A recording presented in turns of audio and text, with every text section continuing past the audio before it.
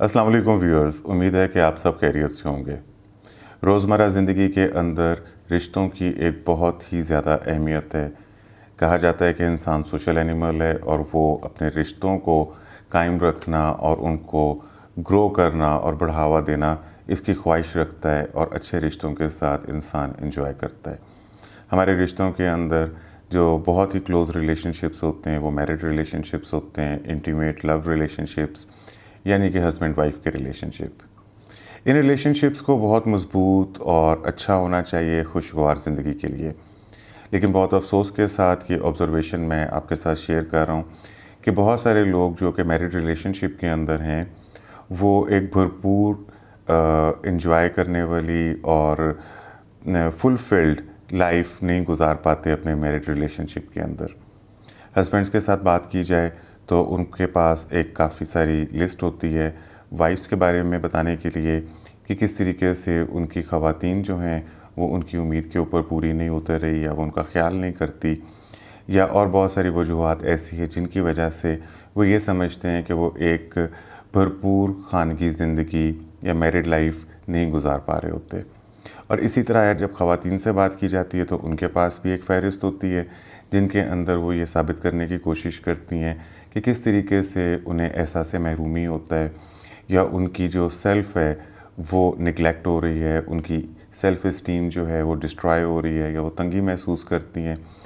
तो ये सिर्फ़ मर्द या औरतों की शिकायत नहीं होती, बल्कि ओवरऑल मैरिड रिलेशनशिप्स को लोग समझते हैं कि वो एक कॉम्प्रोमाइज़ का रिलेशनशिप होता है जिसमें आपको अपनी ज़ात का बहुत सारा हिस्सा जो है वो दबा देना पड़ता है, भूल जाना पड़ता है, अपनी ख्वाहिशात को, अपनी आइडियोलॉजी को सप्रेस करना पड़ता है। और वो ऐसा क्यों कहते हैं, उनका बहुत सारे लोगों का मानना ये है कि इस तरीके से वो अपने रिश्ते के अंदर बहुत सारे इख्तलाफ से, लड़ाई से बच जाते हैं। लेकिन दूसरी तरफ जो कॉम्प्रोमाइज़ होते हैं या जो एहसास महरूमी होता है या केयरलेसनेस का एहसास होता है अपने बारे में, उसकी वजह से वो जो optimum Joy of the relationship है वो भी मिसिंग हो जाता है। और चूँकि ये हमारे इर्द गिर्द बहुत ज़्यादा हो रहा होता है तो लोग इसको बहुत कॉमन समझते हैं और इसी बात को एक दूसरे को समझा रहे होते हैं कि married life is actually a life of compromise, जिसके अंदर आपको अपने बहुत सारे ख्वाहिशात को मारना पड़ेगा। आल्दो कि ये चीज़ बहुत कॉमन स्प्रेड है, इसीलिए अफसोस की बात है, लेकिन ये 100% नहीं है। फिर भी बहुत सारे लोग ऐसे हैं जो कि रिलेशनशिप्स के निटी-ग्रिटीज़ को, डायनामिक्स को अच्छे से अंडरस्टैंड कर लेते हैं और फिर वो एक ऐसी ज़िंदगी गुजारते हैं जिसके अंदर उन्हें ये एहसास नहीं होता कि एक घर के अंदर दो इंडिविजुअल लोग हैं जो कि अपनी अपनी दुनिया में रह रहे हैं और वो सिर्फ़ एक दूसरे से तब बात करते हैं जब उन्हें इसके अलावा और कोई चारा नहीं होता। बच्चों के बारे में, फाइनेंसिस के बारे में या कोई ऐसे कॉमन डिसीजंस होते हैं जिसके ऊपर बात करना ज़रूरी होती है तो वो ऐसी बात करते हैं। इसमें से वो रिलेशनशिप्स जो कि लव रिलेशनशिप्स होते हैं और बाद में शादी में कन्वर्ट होते हैं, या बहुत सारे अरेंज मैरिजेस भी जो हैं वो इनिशियल जो पीरियड होता है साथ देने का, यानी शादीशुदा ज़िंदगी का, जब लोग इकट्ठा रहना शुरू करते हैं तो वो पीरियड जो है वो नॉर्मली एक अच्छा पीरियड होता है जिसके अंदर एक दूसरे को आप नया नया जान रहे होते हैं और एक दूसरे की गलतियाँ उस वक़्त जो हैं वो बहुत ज़्यादा हाईलाइटेड नहीं होती। लेकिन जब वो इनिशियल पीरियड या वो हनीमून पीरियड गुजर जाता है तो उसके बाद चाहे वो love affairs converted to marriage हों या अरेंज मैरिजेस हों, उन सब का हाल एक जैसा हो जाता है। रिलेशनशिप्स को हम खुद अपने बेहतर बना सकते हैं, दोनों लोग मिलकर बना सकते हैं। इवन एक शख्स की मेहनत से भी बहुत सारा फ़ायदा हो जाता है, लेकिन अगर राइट डायरेक्शन के अंदर वो मेहनत की जाए या राइट स्टेप्स उठाए जाएँ। जो चीज़ मैंने देखी है कि बहुत सारी और वजूहात जिसकी वजह से रिलेशनशिप्स ख़राब होते हैं, ब्लेम गेम शुरू हो जाती है। उनमें उन बहुत सारी वजूहात के में जो सबसे अहम और कॉमन वजह है जिसकी वजह से बहुत सारे और प्रॉब्लम्स जन्म देते हैं, वो लैक ऑफ कम्युनिकेशन है। यानी कि एक दूसरे से एक अच्छी प्रोडक्टिव गुफ्तगू ना करना, कम्युनिकेशन ना करना, इसकी जो कमी है इसकी वजह से लोगों के अंदर प्रॉब्लम्स ज़्यादा पैदा होते हैं और कन्फ्यूजन्स पैदा होती हैं, मिसअंडरस्टैंडिंग्स पैदा होती हैं। जब लोगों से बात की जाती है कम्युनिकेशन की तो बहुत कपल्स का या इंडिविजुअल्स जो कि मैरिड हैं उनका ये कहना है कि नहीं, कम्युनिकेशन तो हम लोगों की बहुत अच्छी है। एंड व्हेन वी आस्क कि वो किस किस्म की कम्युनिकेशन है तो वो रोज़मर्रा ज़िंदगी में जो बातें हो रही होती हैं कि खाना क्या पकाना है या where they want to go, کس ایونٹ پہ جانا ہے، کس شخص سے کیسے ملنا ہے، یا جو جیسے میں نے پہلے کہا کہ وہ تقریباً وہ باتیں ہوتی ہیں جن کو کیے بغیر گزارا نہیں ہوتا، اور لوگ سمجھتے ہیں کہ یہ کمیونیکیشن ہے۔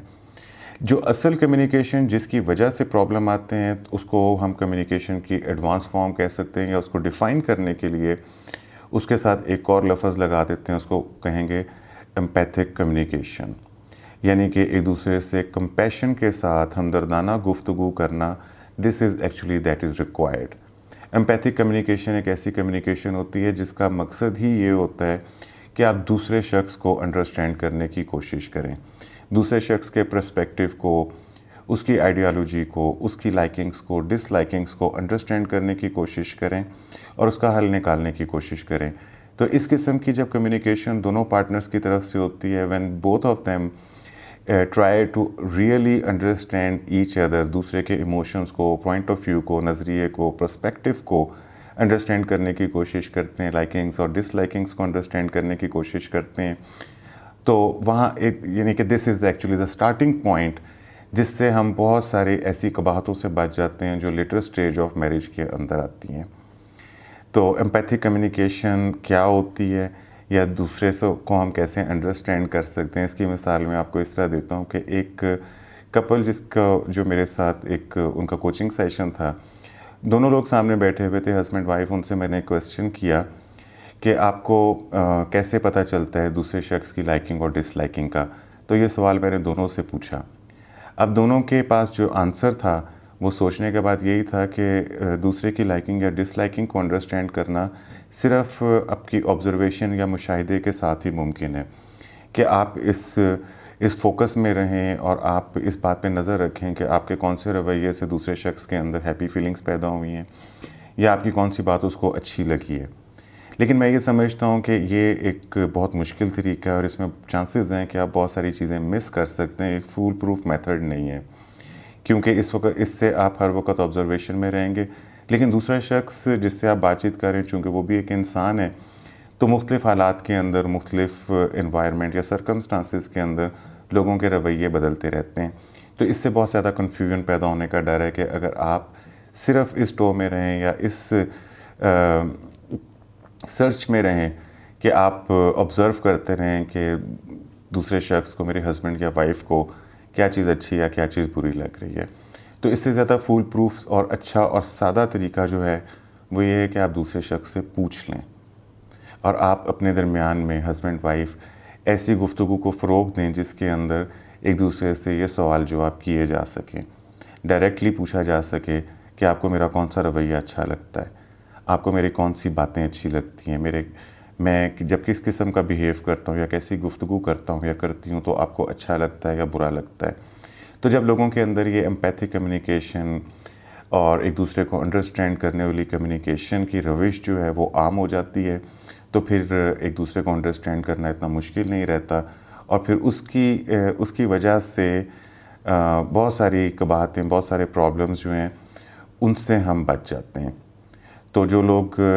رشتے کے اندر ہیں، آلریڈی میرڈ ریلیشن شپ کے اندر ہیں، وہ اپنے ریلیشن شپس کو اسٹرانگر کرنا چاہتے ہیں، اور جو لوگ اس رشتے کے اندر انٹر ہو رہے ہیں، ان دونوں کے لیے یہ بات ایکولی امپورٹنٹ ہے کہ اپنے پارٹنرز کے ساتھ، اپنے ہسبینڈز اینڈ وائفس کے ساتھ ایمپیتھک کمیونیکیشن کرنے کا ٹائم مقرر کریں،